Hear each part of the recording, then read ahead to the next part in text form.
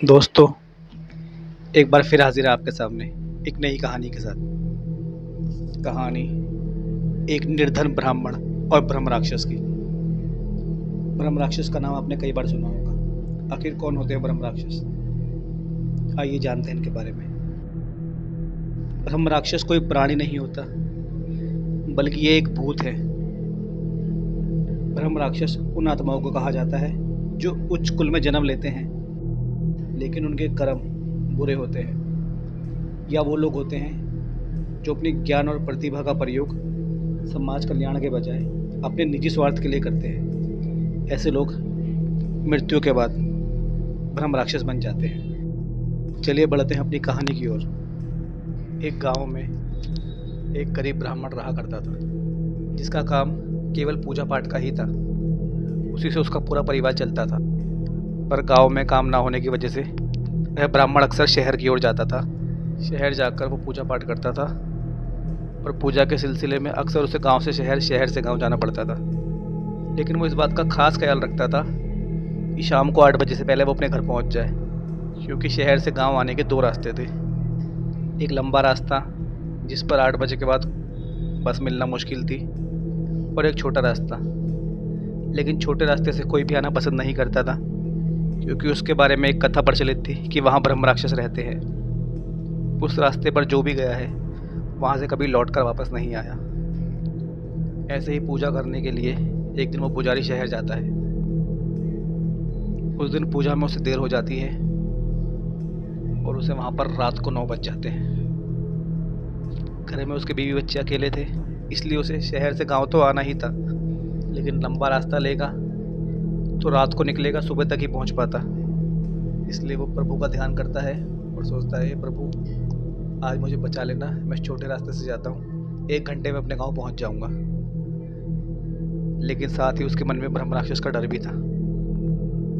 वो हनुमान जी का नाम लेता है और जय श्री राम बोल के उस छोटे रास्ते की ओर चल देता है जहाँ ब्रह्म राक्षस का नाम था।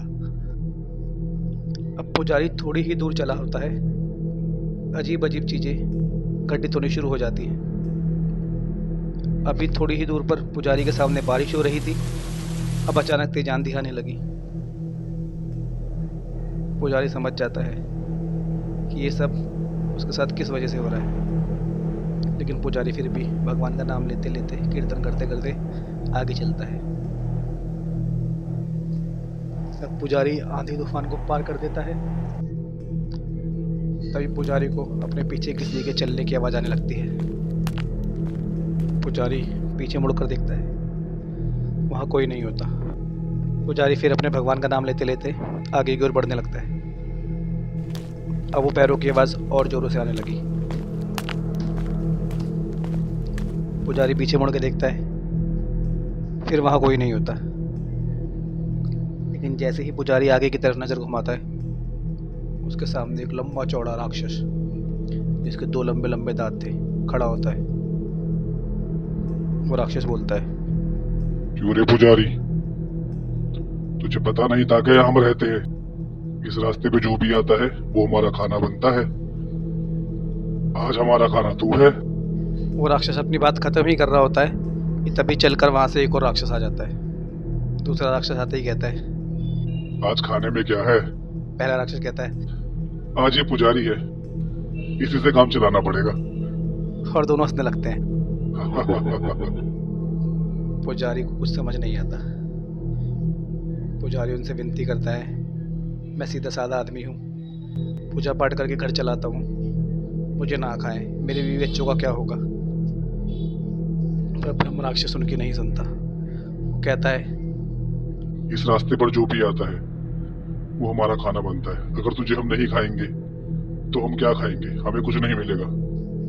पुजारी उनसे हाथ जोड़ के विनती करता है कि मुझे एक मौका दें, मैं यहाँ से सीधा चला जाऊंगा और आपके लिए कुछ ना कुछ खाने की व्यवस्था कर दूंगा। ब्रह्म राक्षस कहता है, हम तुझे मौका नहीं दे सकते, क्योंकि हमारा नियम है, जो इस रास्ते पर आ गया वही हमारा आहार बनेगा। अब पुजारी एक बार जोर से आंखें बंद करता है और सोचता है एक आखिरी कोशिश क्यों ना कर ली जाए, और वहां से तेज की दौड़ लगाता है। दोनों राक्षस पुजारी को दौड़ने देते हैं। और जोर जोर से हंसते हैं। देखते हैं कहाँ तक भागेगा ये पुजारी। पुजारी करीब 100-200 मीटर दूर जाकर थक जाता है। दोनों ब्रह्म राक्षस सिर्फ एक एक कदम ही बढ़ाते हैं और पुजारी के आगे आके खड़े हो जाते हैं। कहते हैं, क्यों थक गया तू? पुजारी कहता है, मुझे छोड़ दो, मुझे छोड़ दो, मुझ में ऐसा क्या है, मैं इतना ज़्यादा हूँ, आपका तो पेट भी नहीं भरेगा। राक्षस कहते हैं, नहीं, हम तुझे नहीं छोड़ेंगे। तभी पुजारी कहता है, अच्छा मरने से पहले मेरी एक आखिरी इच्छा तो पूरी करोगे? तो राक्षस कहता है, चल चल। ठीक है, मांग क्या मांगता है? अपनी जान के बदले कुछ भी मांग ले। पुजारी कहता है, बस मुझे एक बार अपने प्रभु का ध्यान करने दो। तब भी उनमें से एक राक्षस कहता है, हाँ हाँ कर ले, वैसे भी तुझे उन्हीं के पास पहुंचा रहे हैं। पुजारी हनुमान जी का भक्त होता है।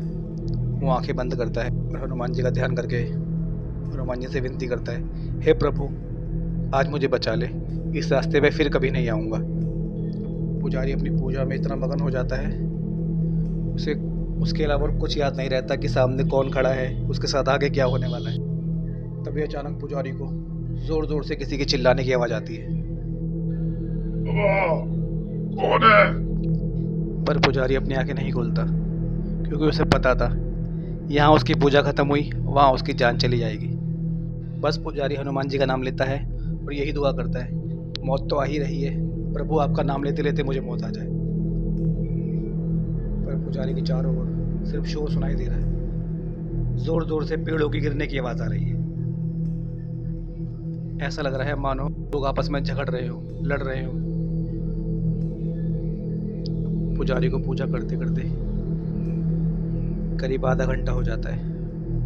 पुजारी सोचता है, अभी तक इन राक्षसों ने मुझे खाया क्यों नहीं, इनके अंदर इतना सब्र कैसे आ गया, जो मुझे खाने के लिए इतने उतावले थे, आधे घंटे से मेरी पूजा देख रहे हैं। पुजारी धीरे से आँख खोलता है और देखता है। पुजारी को अपनी आंखों पर भरोसा ही नहीं होता, वो दोनों राक्षस वहाँ थे ही नहीं, लेकिन आसपास 2-4 पेड़ गिरे हुए थे, मानो उन दोनों राक्षसों की आपस में लड़ाई हुई हो। तभी पुजारी की नज़र एक बंदर पर पड़ती है। वो बंदर पुजारी को ही देख रहा होता है, और जैसे ही पुजारी और उस बंदर की आंखों से आंखें मिलती है, बंदर आगे की ओर चलने लगता है। पुजारी को लगता है ये हनुमान जी का ही कोई संकेत है। पुजारी भी उस बंदर के पीछे पीछे चलने लगता है। जब तक पुजारी उस बंदर के साथ साथ चल रहा होता है, बस पुजारी को पीछे कदमों की आवाज़ आ रही होती है, किसी किसी की ज़ोरों से सांस लेने की आवाज़ आ रही होती है, लेकिन पुजारी को कोई टच नहीं करता। अब वो बंदर जंगल के कोने पे जाकर रुक जाता है और पुजारी जंगल को पार कर लेता है। जैसे ही पुजारी जंगल पार करता है, पुजारी को लगता है आज हनुमान जी ने उसकी जान बचा ली। पीछे मुड़ता है और उस बंदर को झुककर प्रणाम करता है। जैसे ही पुजारी ऊपर उठता है, देखता है वो बंदर गायब। पुजारी आसमान की ओर देखता है, हनुमान जी का धन्यवाद करता है और बोलता है, हे प्रभु आज आपने मेरी जान बचा ली, आज आपने साबित कर दिया अगर भक्ति सच्ची हो तो मौत को भी टाला जा सकता है। दोस्तों, इस कहानी में इतना ही। अगर कहानी पसंद आए तो इसे लाइक करें, चैनल पर नए हैं तो सब्सक्राइब करें। मिलते हैं कल एक नई कहानी के साथ आपके अपने चैनल मानो ना मानो पर। तब तक के